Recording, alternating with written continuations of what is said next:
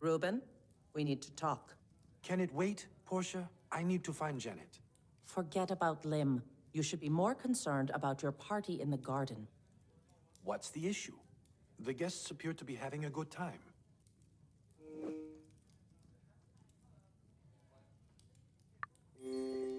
This party was supposed to have finished at least an hour ago.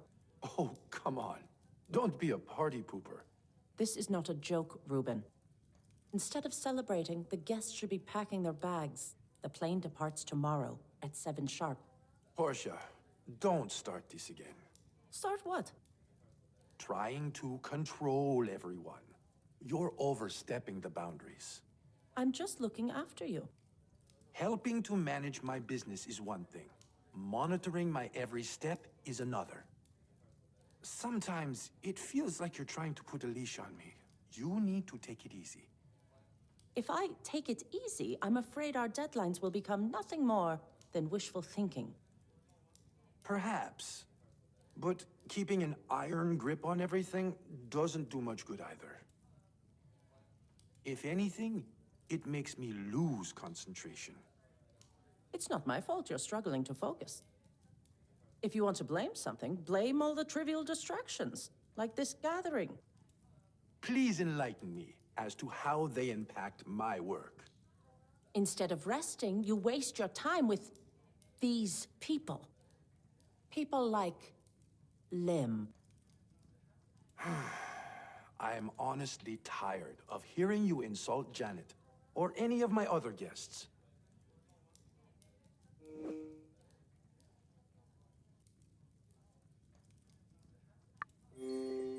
It is beyond my comprehension why someone like Lim would matter to you. Janet and I have been friends for a long time. She's almost family to me. I just cannot understand why you despise her so much. Well, let me see. She's hysterical, annoying, and worst of all, a leech. The way I see it, she's using you to promote those scribblings she calls literature. I get it, Portia. Fantasy isn't your favorite genre. But that doesn't change the fact that Janet is a brilliant writer. If you'd read any of her work, you'd understand. And waste time on a writer who exploits you to advertise her trivial writing? Are you referring to the time I endorsed her books in an interview? I did that once, Portia. You need to let it go. She took advantage of you. It doesn't matter how many times it happened. You're wrong. Janet never needed my help because she's a great novelist in her own right. She's been a best-selling author since her first novel hit the shelves. Oh, Reuben. My sales figures don't mean quality. For pity's sake, we're talking about the childish fantasies of a frustrated woman. How this literature gets so much attention is beyond me. You sound green with envy, Portia. Of Lim? Don't make me laugh. Why else would her popularity bother you so much? It's not her success that bothers me, but the time you waste on her. Lim only distracts you from your work, Reuben. You'd be much better off without her. You don't seem to get my relationship with Janet at all. I need an anchor in my life. Someone I can turn to for support. Janet gives me that. She will always have a place in my life, and you should respect it. It's your call at the end of the day. Just don't expect me to be best friends with her.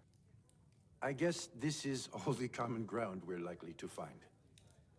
There's no point continuing this conversation. I disagree. There's still a party going on outside. Portia, could you please just drop it? Reuben, be reasonable. It's late and we all have a long day tomorrow. I guess you're right. It's best for everyone to get some rest before leaving. I'll say goodbye to the guests. I can pass on your regards to them. You should go get ready for your night's rest. All right. But I need to talk to Janet first. She wanted to discuss something. Did you see her?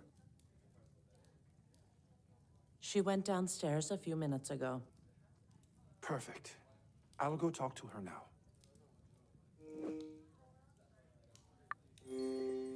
May I ask what is so urgent? I'm not sure, but she said it was important. I see.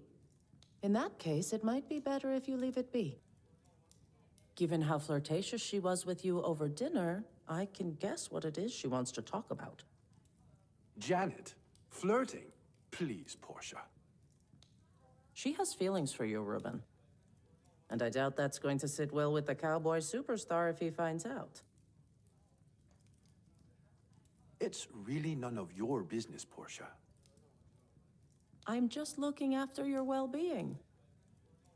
This situation might lead to you fighting with your friends, which won't do you any good.